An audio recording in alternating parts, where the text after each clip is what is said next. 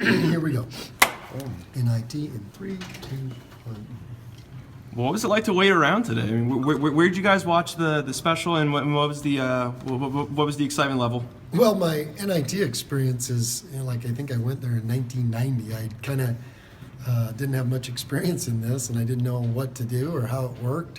So we just kind of scheduled a practice at 7, and we kind of milled around the practice gym to see if we got in, and boom, we got in. And so, I had no indication one way or the other, and you start to get like, oh, well, we would have heard, there would have been something, and I was just really pleased. And it tells you how bad I wanted to keep playing with these guys, because I was starting to get pretty sad again, where God dang it, we're not in, and then our name popped up, and so we're excited to play. I mean, it's the NIT's a hard thing to get in, and there's 250 schools right now that wish they were us, and so we feel pretty fortunate. I mean, to still be playing in March is a great thing.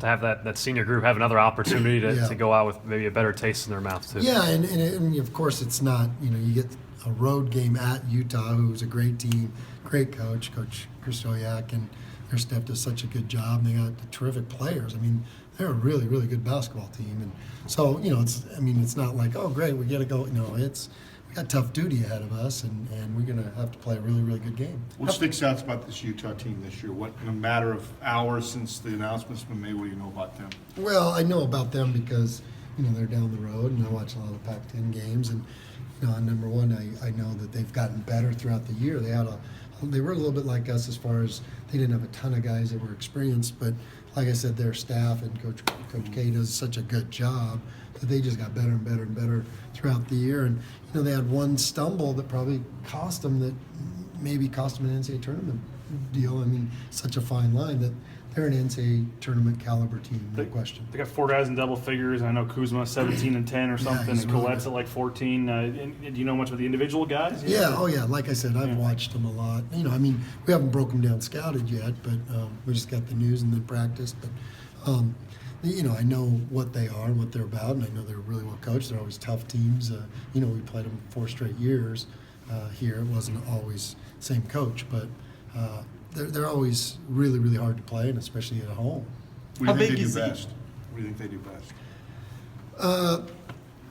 I don't know. I haven't figured out the ins and outs of what their strengths and weaknesses are and all that. But I just know Kristoyak's teams are always really tough, and they rebound and they defend and they execute really well. That's his signature of his teams, and I don't see any difference in this team.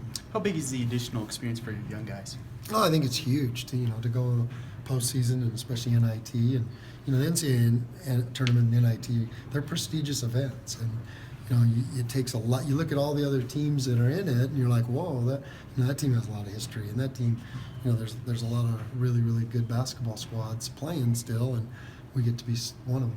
You kind of touched on it, but I mean, it wasn't the tournament you probably would have liked to have been in, but to have a show and see your name pop up and have the guys get excited again still, what does that mean for you? And this tournament obviously is still a quality one. Well, you get caught up in the moments and these, and your perspective changes, but when I think you look back on a season and you see the forest for the trees where we were picked, and to finish in the top 3 of the Mountain West, and to get 12 Mountain West wins, and now to get a postseason NIT bid, I think you got to be pretty excited about that and pretty, pleased. Now, again, you'd like to win them all. You'd like to win the conference, and that's the standard we want this program to have. But this is a great first step for this group of young guys, and it's a good legacy for James and Nick that they brought this team along to where they brought it. Yeah, Chandler said that if you guys play in the postseason, that you guys were going to do it with a purpose, and you guys wanted to go and compete. So just the opportunity. I mean, you guys get to play on national television and all that stuff. What does it do for the brand? And no question.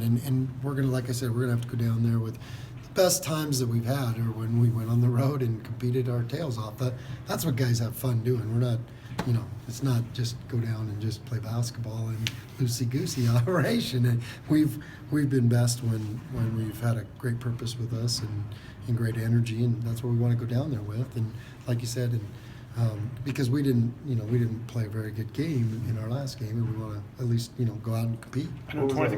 What was Nick's reaction I don't know if he knew when you talked to him, or if you guys told him, or if he was watching the show. What was Nick's Yeah. reaction to? Well, his reaction to practice was maybe one of his best practices he had all year. So, that tells me something. He loves to compete, and I think he'd be sad leaving the gym and not coming back in for another go at it. And so, I think he just enjoyed himself out there today and got after it. And like I said, maybe one of his best practices. Would this have been it, or would you guys have considered the CBI?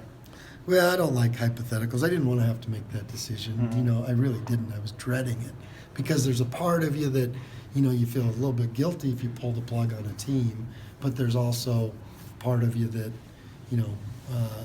those tournaments maybe aren't the ones you want to be in, and so you don't want your guys disappointed and not playing hard and not representing in the way we usually do. So I'm just thankful I didn't have to make that decision, to tell you the truth. Was it 2013 the last time you played Utah, I think? Has there been any talk since then of renewing the Yeah, series? I think, it was a good series. We had a 4-year series with them, and it was terrific. And, yeah, we've talked about it, but now we get to do it in the postseason. How hectic is the next 2 days or so? You find out today, and as Yeah. you said, you haven't even watched film yet, of course, No, and I then know. you guys got to head out We pretty find quick. out at 6:30. We practiced at 7, and then we're heading out tomorrow. So, this time of year, you don't want to.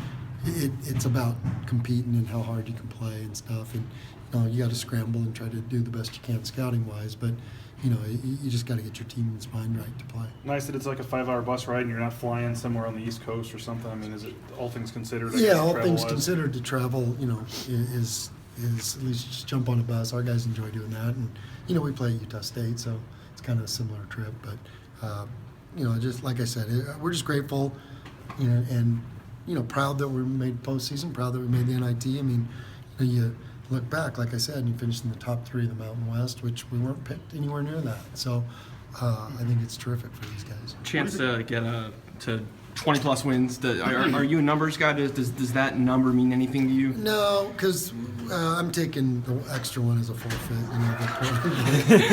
You could have had 2 more if you would have played another game in that tournament. Exactly. So we were out there with our uniforms on, and so doesn't that count as a forfeit? Should, yeah. I'm counting 20, right? What the heck? No, like I said, the biggest thing is you got to a prestigious tournament, you fought your way into it, and you did some great things this season, and now you get a chance to keep playing. And so that's the biggest thing right now.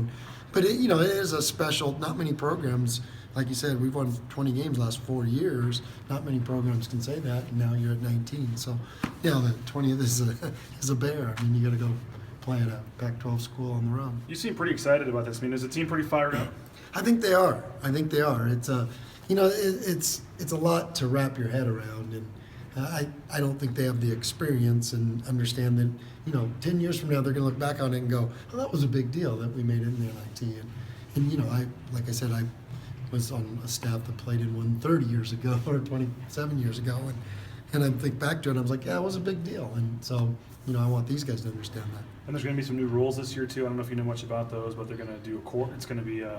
Do you know much about the new rules? Oh no, I didn't do. Okay. Yeah, I didn't. Yeah. The fouls. Like I said, We're going to 6:30 reset the tomorrow fouls for like the women's. women's game halfway through to test it out. They're going to Nice. keep it 2 halves, but when it hits 10 minutes, they're going to reset the fouls. And there's no 1-and-1s, I guess, now. It'll it's just really be 4 quarters? fouls aside, and then it'll be two shots. Wow. And then the shot clock will go to 20 when it's in the front court when you re-inbound it instead of 30. I don't know if you. Well, I did not know that. Are these all Gordy's rules? Do I have to Well, I ask mean, them? the last year when they tested everything out, it ended up happening the next year, Yeah. so they're kind Do of the testing. women have that 20-second rule? Too? I don't know about that one. I don't I don't think so. Yeah. Well, I'm gonna have to get brushed up on these rules Okay. and figure them out. I didn't even know that. I remember at the start of the year hearing the NIT was gonna experiment with that a little bit, and so You like resetting the fouls, or haven't thought about it? I haven't even given it. Yeah, I mean, like I said, Yeah. but it does seem like I've thought that at the start of the year that the fouls do need to. I mean, we've been fouling too much, and so maybe that's a rule that could benefit us. I don't know. What would a nice run in the NIT mean to the program? Oh, I think it'd be huge, and I think you look at a lot of teams that do that with a nice run in any postseason, that you can springboard them into the next year, because it's hard to do. It's hard to get a good run in the NIT because every team's so close, like I said, so close to being an NCAA tournament quality team. 2 or 3 wins or 1 or 2 wins or sometimes 1 win here or there makes a difference. And so they're all really good teams. They've all fought their way into it, so it's hard to do. So it'd be a pretty special thing to be able to do that. And a lot of people thought the league was down this year, but you guys got 4 teams in either the tournament or in the 2 main tournaments. Yeah. What does that say about the league, I guess? Well, you had a lot of top 100 teams and a lot of, better than, we maybe didn't have that marquee top 10, top 20 team that we've had before, but we had 5 or 6 in the top 100, and then we had no bottom. Like, it wasn't as polarized as it has been.